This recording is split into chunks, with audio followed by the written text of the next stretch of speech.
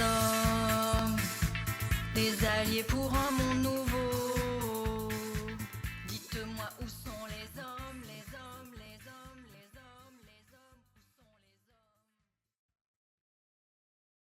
Bonjour à toutes et à tous et bienvenue donc dans notre podcast Où sont les hommes, le podcast qui donne la parole aux hommes entrepreneurs et dirigeants qui nous apportent leur expérience et leur retour bienveillant sur l'entrepreneuriat féminin. Aujourd'hui, je suis ravie d'avoir à mes côtés donc Stéphane Mas, directeur général de Transition Pro Île-de-France. Comment vas-tu? Bien, je te remercie, Déby. Et merci de ton invitation et l'invitation de Linkel.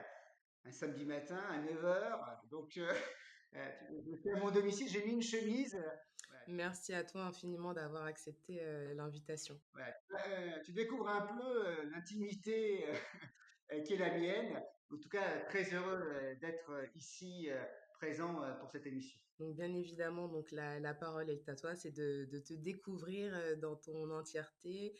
Donc je te laisse nous présenter ton parcours jusqu'à justement ta prise de position en tant que directeur général de Transition Pro Je te Île-de-France. remercie, Lélie. Alors, tu sais, j'ai envie de te dire déjà, si on est un peu dans cette phase de découverte, qu'il y a trois femmes qui ont fortement marqué ma vie et je souhaiterais quand même les citer parce que elles m'ont permis certainement d'intérioriser un certain nombre de valeurs. Tout d'abord, ma maman, si je puis me permettre de donner quelques éléments sur ma vie personnelle, elle est décédée, ça l'a fait maintenant juste une année. Et femme qui est issue d'un milieu relativement, on peut dire, modeste, pied noir espagnol, chassée par le franquisme, et donc qui s'installe en Algérie.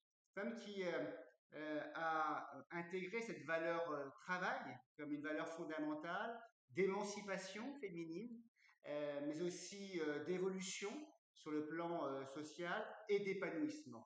Pour moi, la valeur travail, elle est essentielle dans le parcours qui est le mien, aussi bien dans la vie professionnelle que dans ma vie personnelle. Après, je vais te citer une deuxième femme. Elle s'appelle donc Catherine Duro. Catherine Duro, elle était directrice de l'offre de services dans le groupe ADECO, grand groupe de travail temporaire, et elle souhaitait recruter pour la Normandie un responsable de la formation des intérimaires. D'accord. Elle me recrute alors que je suis du sud de la France, que je ne connais pas grand-chose au travail temporaire et que sur le domaine de la formation, bon, je suis titulaire de la DSS en ressources humaines, mais c'est pas mon domaine de prédilection. Et elle m'a appris une chose, c'est qu'il faut savoir faire confiance. Confiance et souvent, Tout à fait. eh bien, les soft skills, comme on dit, les compétences douces, ce sont des éléments fondamentaux dans un recrutement. Et cette prise de risque m'a interpellé. Ça a créé chez nous une relation extrêmement forte et j'ai vécu 14 belles années dans ce groupe. Et puis, la dernière personne, elle s'appelle Anne Boutier. Anne Boutier, lorsque je souhaite réorienter ma carrière, Anne Boutier, c'est une grande professionnelle du recrutement dans le domaine du secteur de la formation, du financement de la formation professionnelle et des ressources humaines. Et lorsqu'elle me reçoit, j'ai trouvé chez elle une forme d'empathie, une forme d'écoute bienveillante. Tout à fait. Je parlais au début tout à l'heure de l'écoute bienveillante. Eh bien, elle était présente, cette écoute bienveillante. Je te vois, je te sens, je te respecte. Et pour moi, ça a été un élément aussi qui m'a beaucoup touché dans son approche du recrutement. Et j'ai eu la chance de pouvoir être recruté par elle, de poursuivre après ma carrière professionnelle dans le domaine du financement donc de la formation professionnelle, alors des grandes entités dans des grandes organisations telles que Transition Pro. Et ces trois femmes ont marqué profondément ma carrière professionnelle et ces valeurs aujourd'hui, j'ai presque envie de te dire que ce sont des valeurs cardinales qui, lorsque je prends des décisions, sont les valeurs sur lesquelles je me repose. Voilà un petit peu, en quelques mots, qui je suis. Et ça, aujourd'hui, on peut pas me retirer. Bravo, on salue toutes ces trois femmes qui ont fait l'homme que tu es aujourd'hui en partie, donc vraiment c'est inspirant. En tout cas, merci à toi. Et puis, j'ai envie de te dire aussi que bien ces femmes, elles m'ont guidé dans mon évolution professionnelle. Alors, en quelques mots, hein, s'il y avait à donner quelques éléments sur les grandes étapes, comme tu l'as compris, j'ai commencé dans le groupe ADECO. Alors, j'ai commencé dans le groupe ADECO après on va dire un échec, mais rien n'est échec en fin de compte. Exactement. C'était un échec politique puisque je me vouais plutôt hein, un engagement dans la vie de la cité. Cette étape a été une étape certes dure, mais une étape de résilience. De résilience et qu'est-ce que j'en ai tiré. Et j'aime bien, peut-être que tu as dû voir le film, le poète, le cercle des poètes disparus, c'est un film un peu aussi culte. Dans ce film-là, on fait référence à Kipling. Oui, Et il y a un poème de Kipling qui s'appelle Tu seras un homme, mon fils. Alors il aurait pu dire Tu seras une femme, ma fille. oui, On était au début du siècle, quand il aux alentours de 1905. Et il y a une, il y a une phrase qui est pour moi très forte. Et cette phrase, c'est Si tu peux voir détruire l'ouvrage de ta vie, sans dire un seul mot et te mettre à reconstruire. Eh bien, c'est ça. C'est cette capacité de résilience, de rebond. Et c'est ce que j'ai pu faire chez Adecco. Je suis parti du sud vers la Normandie pour poursuivre ma carrière professionnelle. J'y ai passé 14 années, 14 belles années dans ce groupe-là, sur différentes fonctions. Et puis, dans ce groupe, j'ai pu évoluer tous les 3 4 ans. Ça veut dire quoi aussi? Ça veut dire que on ne doit pas s'auto-censurer, je pense. Et d'ailleurs, je voudrais faire référence aussi. Je regardais tout à l'heure quelques éléments d'ordre chiffré. On voit bien que, notamment, je parle de l'autocensure chez les femmes. On sait que lorsque les femmes postulent à un poste dans le cadre d'une évolution, souvent elles cherchent 100% des critères, alors que chez les hommes, c'est plutôt 60% des critères. Donc, mesdames, ne vous auto-censurez pas. Pour moi, en tout cas, ça a été un leitmotiv en quelque sorte qui m'a permis d'évoluer tout au long de ma carrière chez Leco, puis dans un groupe qui s'appelle Synergie, où j'ai dirigé une filiale, donc la filiale médicale et paramédicale, et je suis rentré dans les grands financeurs de la formation professionnelle, qui sont des organismes paritaires, pour être aujourd'hui directeur général de Transition Pro Île-de-France, organisme paritaire en charge d'accompagner notamment sur le plan financier la reconversion des salariés du privé. Tu vas voir, il y a un certain nombre d'enseignements qu'on peut tirer, notamment par rapport aux femmes chefs d'entreprise, ou en tout cas qui souhaiteraient s'engager dans l'entrepreneuriat. d'accord, très bien. Bah, du coup, explique-nous brièvement, en fait, donc, qu'est-ce que Transition Pro?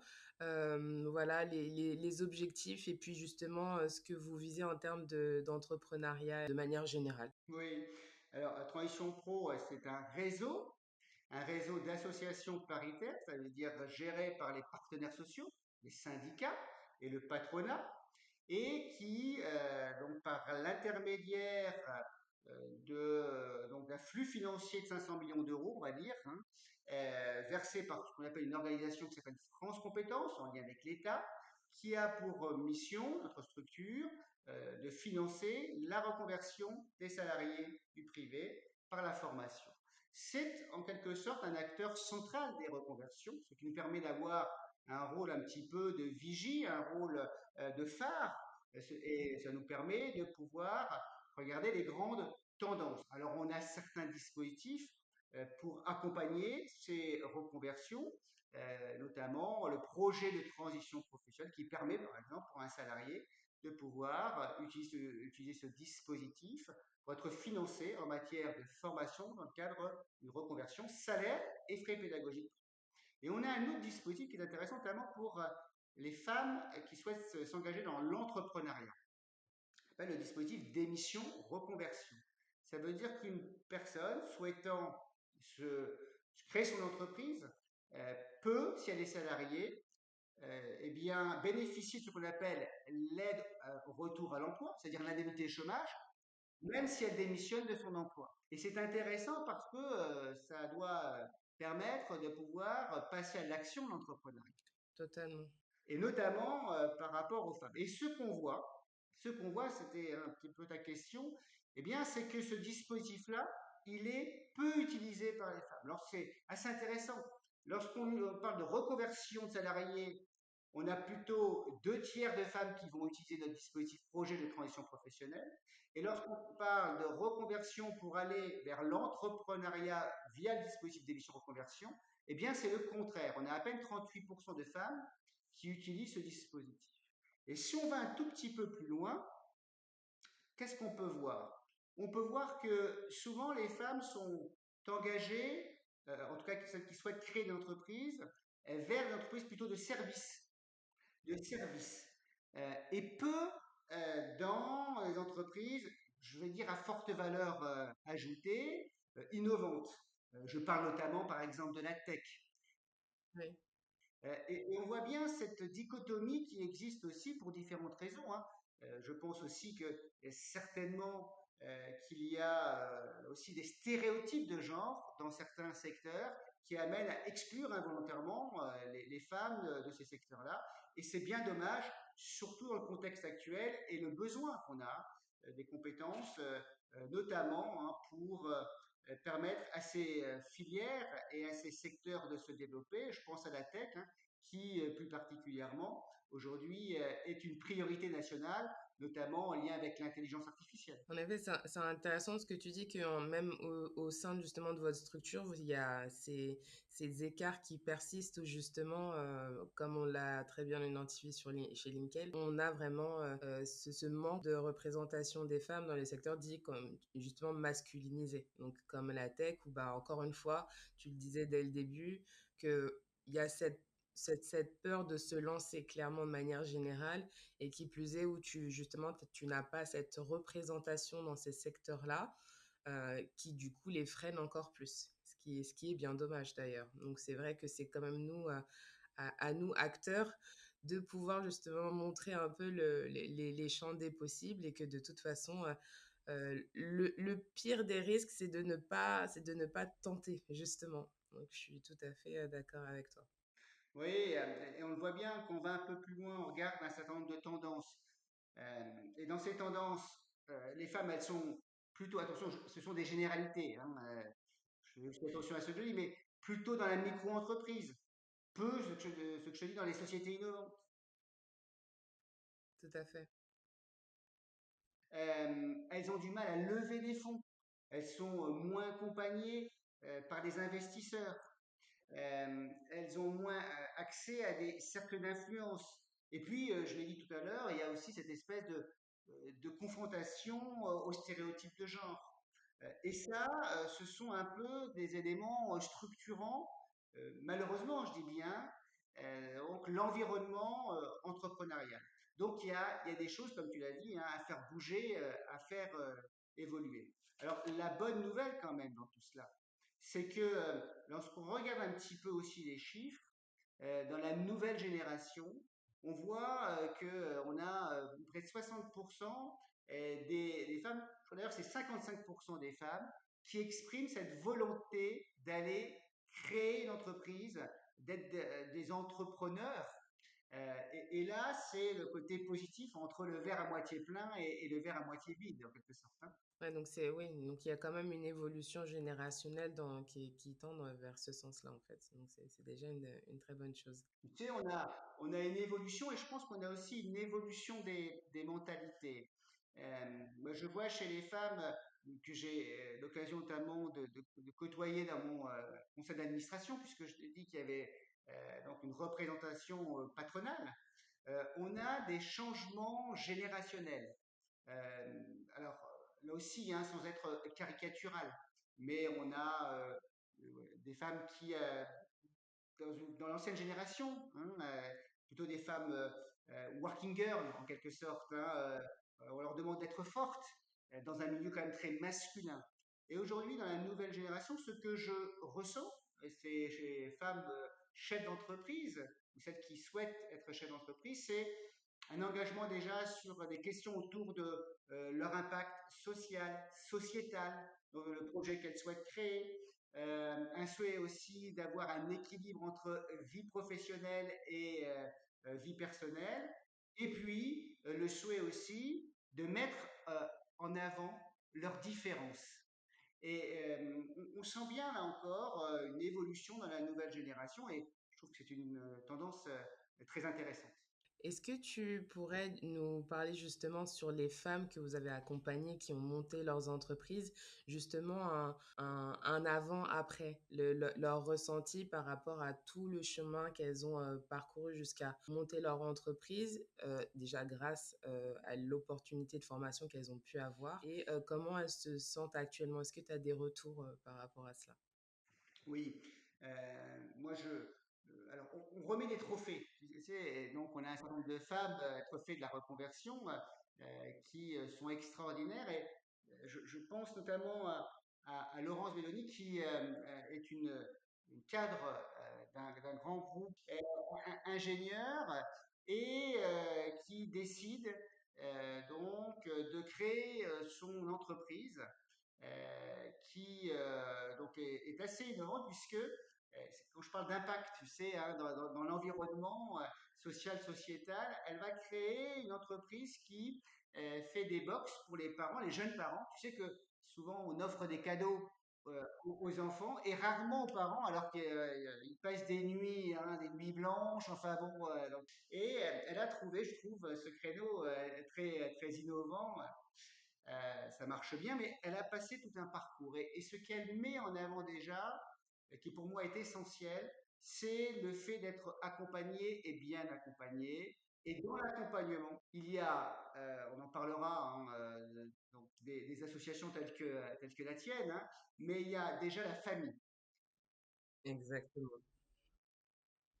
Le premier cercle, c'est le conjoint, la famille au sens large. Euh, c'est un projet qu'on ne peut mener seul parce que sinon, parce qu'il est engageant, parce que il va y avoir des moments de doute. On a le droit de se le dire aussi, hein. Il y aura des moments positifs, mais on passera par des moments de doute et c'est tout à fait normal. Surtout, je t'ai montré donc tout à l'heure, hein, ou en tout cas, je t'ai présenté les obstacles potentiels qui sont quelquefois plus importants chez les femmes hein, ou pour les femmes. Donc ça, c'est le premier point qui me paraît être essentiel, être bien accompagné. Alors, Transition Pro, vous savez, tu sais que on est très engagé aussi sur l'accompagnement. Donc, on a beaucoup accompagné cette bénéficiaire. Auparavant, il y avait aussi le conseil en évolution professionnelle hein, qui permet aussi de faire un bilan de situation pour construire son business plan, se projeter. Et puis, des associations telles que la tienne, qui est très engagée, qui ouvre aussi certainement des portes, qui permet de mieux comprendre les facteurs clés de succès, et puis l'émulation aussi, parce que je pense que ne pas être seul, c'est aussi être avec d'autres personnes qui ont des projets de la même nature, hein, pour s'entraider, pour euh, essayer ensemble de comprendre lorsqu'il y a une problématique, tiens, je peux t'apporter une solution, moi je suis déjà passé par là. Je crois beaucoup aussi aux alumni chez nous, en tout cas chez Transition Pro, je pense notamment à Laurence. Laurence, elle fait partie des alumni et elle témoigne. Elle a d'ailleurs été la représentante de l'année européenne des compétences pour la France. Elle témoigne, elle donne envie et elle accompagne, quasiment elle coach donc d'autres femmes qui souhaitent elle aussi se lancer dans le grand bain, hein, le bain de l'entrepreneuriat, avec un brin quelquefois d'inconscience, avec un brin d'inconscience, mais c'est ce aussi qui je pense à mon avis, est ce qui est beau, c'est-à-dire qu'il faut aussi avoir un peu ce brin de dire, bah, je suis un peu de folie hein, pour engager cette démarche-là. Après, n'oublions pas, des acteurs tels que ton association, telle que Transition Pro, sont là pour accompagner ces parcours, pour éviter les échecs.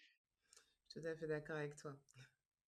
Est-ce que tu aurais une anecdote personnelle à nous partager peut-être qui t'aurait marqué de près ou de loin sur l'entreprise? Ouais, j'ai plein d'anecdotes aujourd'hui. Moi, je trouve que Alors, on n'a qu'une heure, hein. ah mince, Ça tombe bien, je vais au sport après, parce que je vais faire une séance de yoga. Donc, tu vois,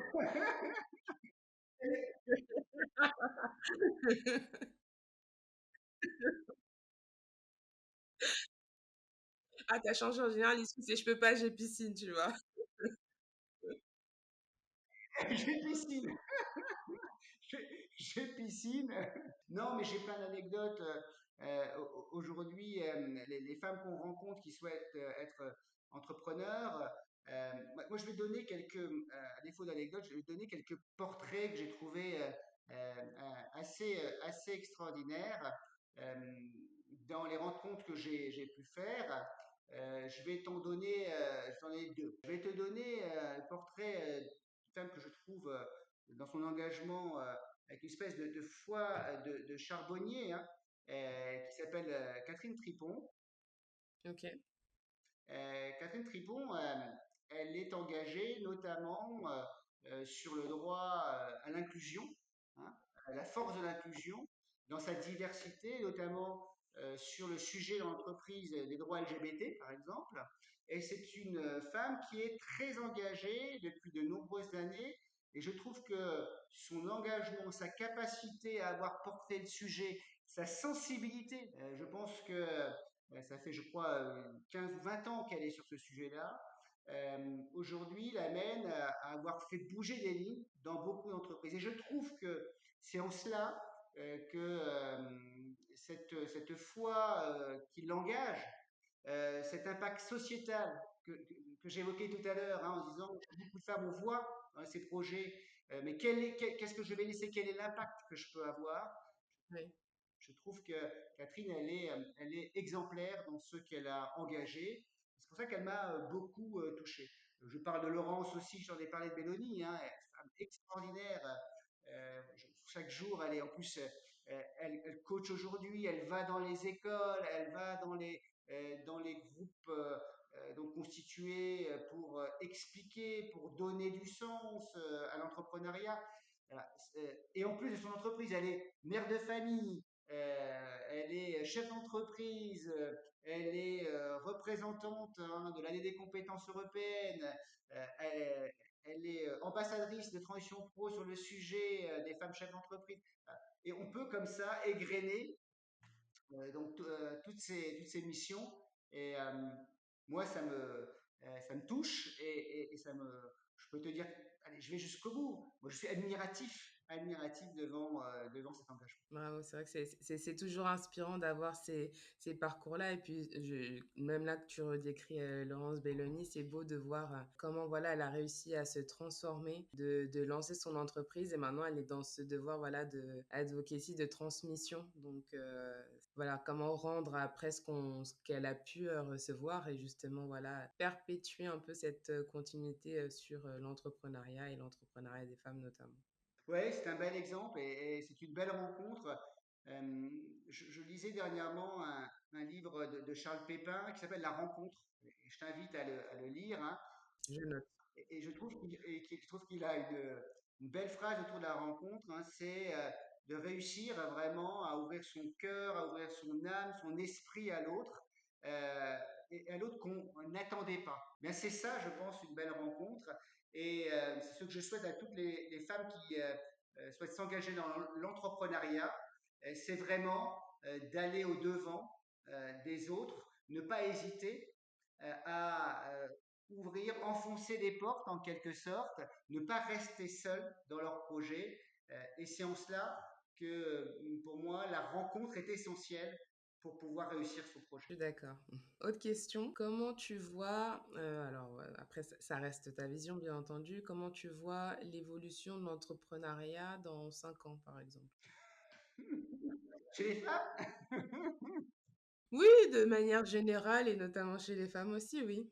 Qu'est-ce qui te vient? bah, écoute, ce qu'on peut voir, c'est le développement de l'esprit d'entrepreneuriat. Moi, on l'a analysé notamment lorsqu'on est allé regarder les chiffres, hein, post-Covid, des profils que nous accompagnons sur le plan du financement de la reconversion. Et on a vu une tendance très forte.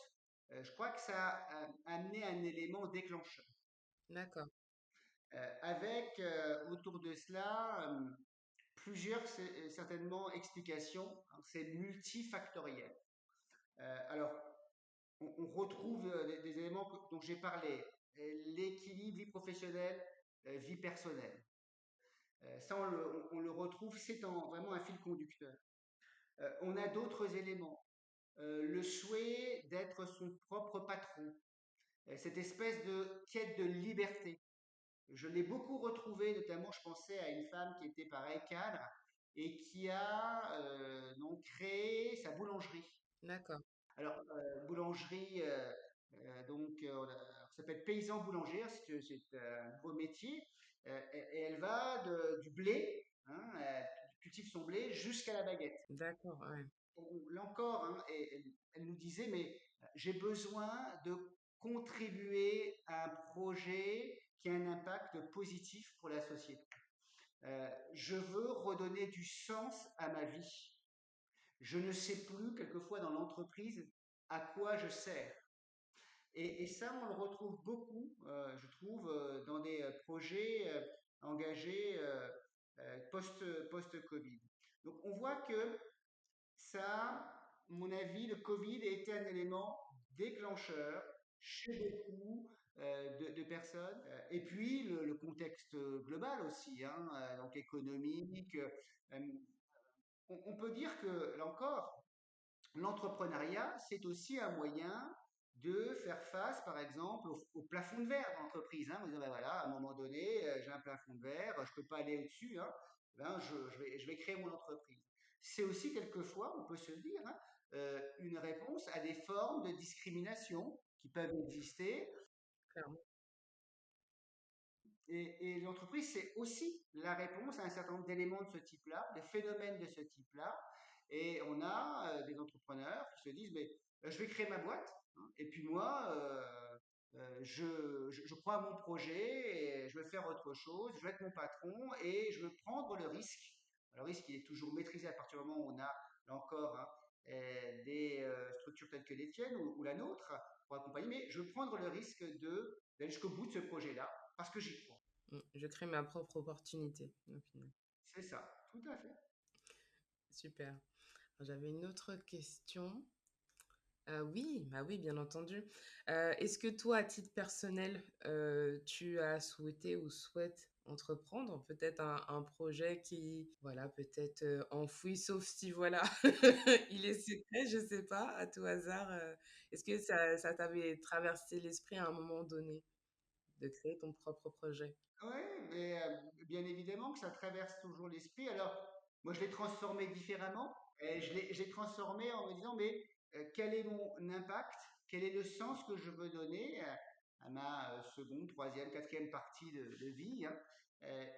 Ça a guidé mon engagement, on le voit bien.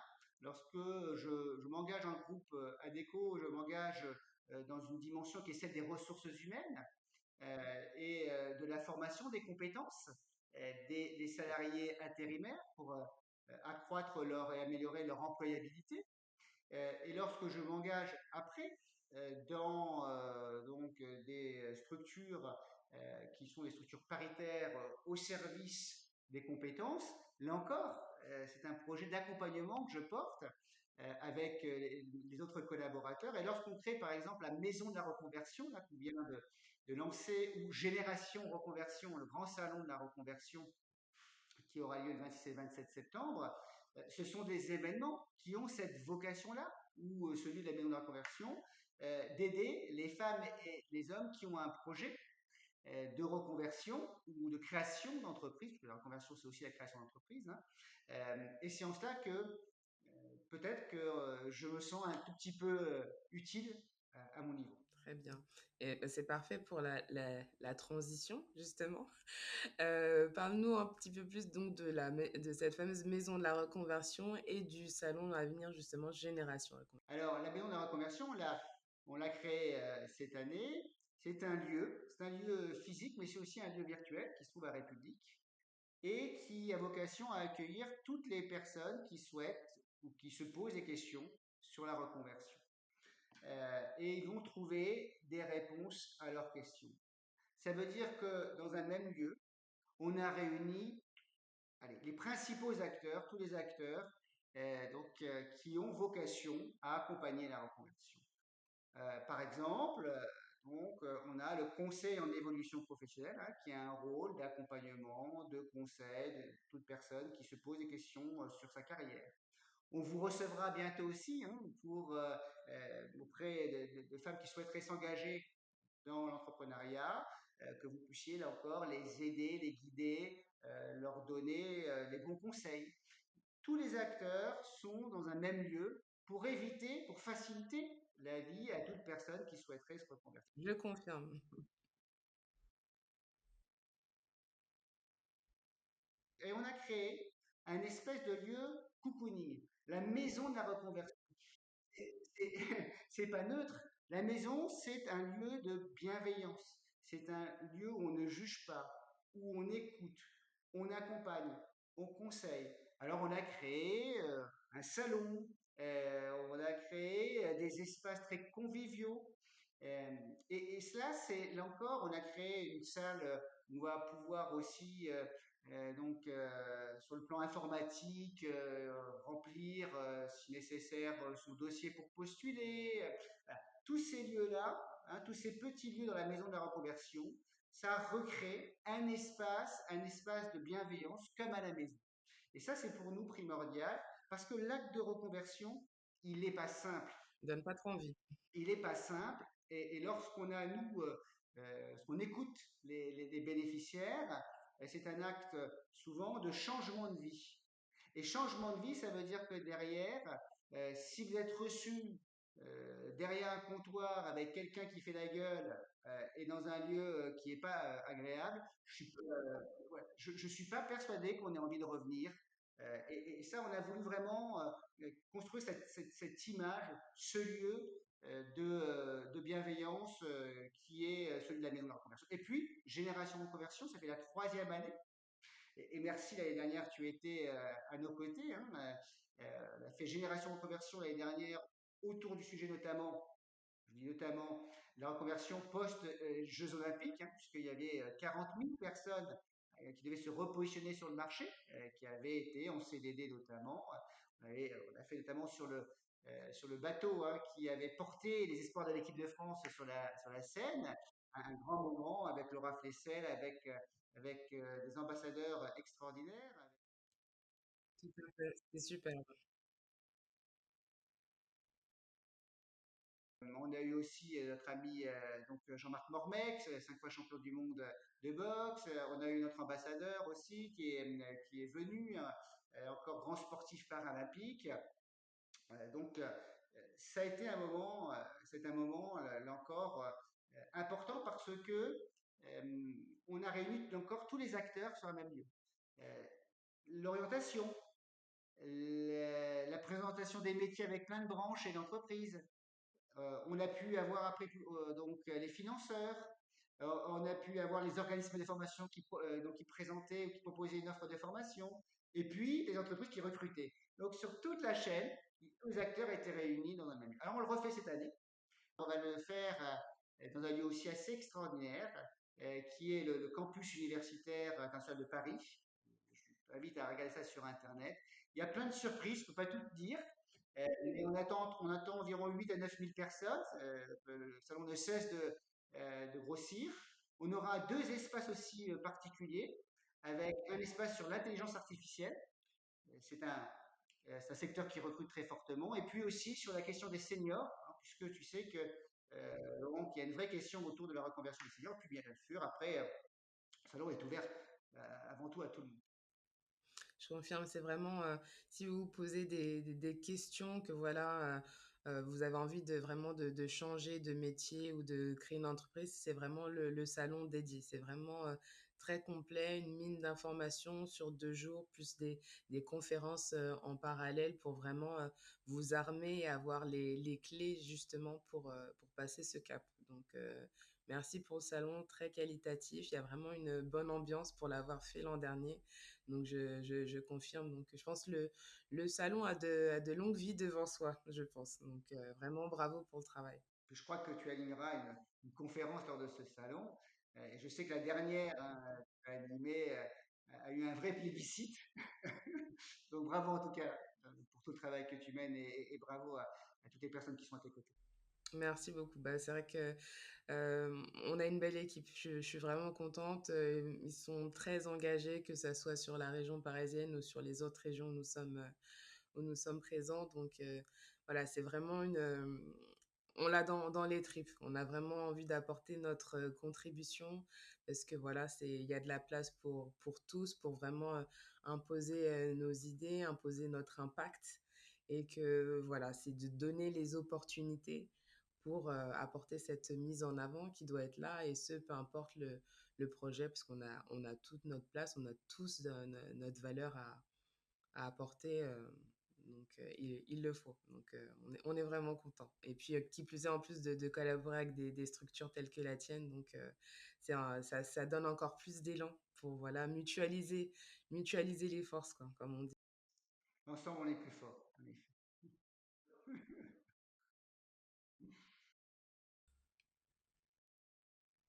Toujours, toujours. Alors, est-ce que tu souhaiterais avoir un mot de conclusion sur les personnes qui souhaitent de manière même générale entreprendre, et sur aussi les ambitions aussi de transition pro sur un court, moyen, long terme également? Bien sûr, bien sûr. Pour résumer, j'ai envie de dire à celles qui souhaitent entreprendre, c'est entourez-vous des bonnes personnes. Ça, c'est pour moi primordial. Ne menez pas ce projet seul. Croyez fortement aux valeurs de votre projet. Si vous voulez le vendre, ce projet-là, il faut y croire. Le fameux pourquoi. Voilà. Donc, et puis, osez surtout enfoncer les portes. Et puis aller parler d'argent, hein. Parler d'argent parce qu'un projet, ça se finance. Donc là encore, moi je dis, n'hésitez pas. Souvent, il y a cette peur, cette inquiétude, hein, à aller aussi chercher l'argent. Il y en a, hein, il y a un certain nombre d'acteurs tels que le nôtre qui accompagnons ces projets. Je pense notamment à d'autres acteurs, je pense à la BPI par exemple, hein, enfin, il y a beaucoup aujourd'hui, enfin, il y a un certain nombre d'acteurs qui donc sont prêts à investir dans des projets donc portés par des femmes, et l'argent n'est pas tabou. Voilà. et, et puis concernant Transition Pro, eh bien, nous sommes nous engagés dans une réforme qui va avoir lieu, euh, donc souhaitée par la ministre, hein, qui souhaite revoir un peu les dispositifs d'accompagnement, donc pour les rendre peut-être plus fluides, plus simples, plus accessibles. Donc, on avance, les partenaires sociaux avancent dans ce sens-là. Et puis, notre organisation va aussi bouger. Donc, on est aussi en attente, hein, des évolutions positives par rapport à notre organisation. En tout cas, on a des valeurs fortes, telles que j'ai pu les présenter. On a des collaborateurs qui sont engagés, et tu les connais, hein, et qui ont, comme beaucoup d'entre nous, une foi de charbonnier en quelque sorte, lorsqu'on a le retour, hein, donc, de nos bénéficiaires qui nous disent merci, on est heureux, on a pu changer de vie parce qu'on a changé aussi d'orientation professionnelle, on a créé une entreprise. Je veux dire que ça donne du sens à ton métier, et chaque femme et homme des équipes Transition Pro, je pense que c'est ceux qui notamment les amènent à se lever le matin avec la banane, avec le sourire, et ça c'est pour moi c'est quelque chose d'essentiel. Donc on est serein pour l'avenir, La maison de la reconversion, elle est là, elle est solide aussi. Elle est là pour accueillir chaque femme, chaque homme, enfin toute personne qui, à un moment donné, dans sa vie professionnelle, se dit, tiens, est-ce que il serait pas opportun de revoir un peu les choses et d'aller vers un autre métier ou de tenter la grande aventure de la reconversion? Merci beaucoup. Merci beaucoup pour ces mots, pour ton temps, Stéphane. C'était un très bel échange que j'ai beaucoup apprécié. Donc, toujours avec ton sourire, ta bienveillance. Donc, voilà, je pense que c'est comme ça qu'on a aussi bien cliqué. D'ailleurs, je salue Carole, Carrière au passage, qui nous avait mis en relation. Donc, on embrasse fort Carole. Une belle rencontre. Je parlais tout à l'heure de Charles Pépin, ben voilà. Ce sont les rencontres qui nous enrichissent. Tout à fait. Et puis j'ai envie de te dire, pour terminer, être un peu poétique, j'en suis désolé, hein, dans ce monde de brut, donc je rigole. Ouais. Et au contraire, il faut. Mais, hein, mais c'est le petit prince, hein, donc la différence, loin de me léser, hein, m'enrichit. Eh ben, c'est ça, et ce qui a fait la force aussi de notre rencontre. Et merci aussi pour cet engagement de ta part et de ton association sur un sujet qui est un sujet, à mon avis, crucial. Et je sais que par ton action, par votre action, beaucoup de femmes ont réussi à passer le pas. Bravo encore. Merci beaucoup. Merci infiniment, Stéphane. Merci à vous toutes et tous de nous avoir regardés ou écoutés. Et je vous dis à la prochaine pour un prochain épisode de notre podcast Où sont les hommes? Bonne journée à tous. Bonne journée à tout le monde. Merci et à toi. Merci. Merci à toi, Stéphane.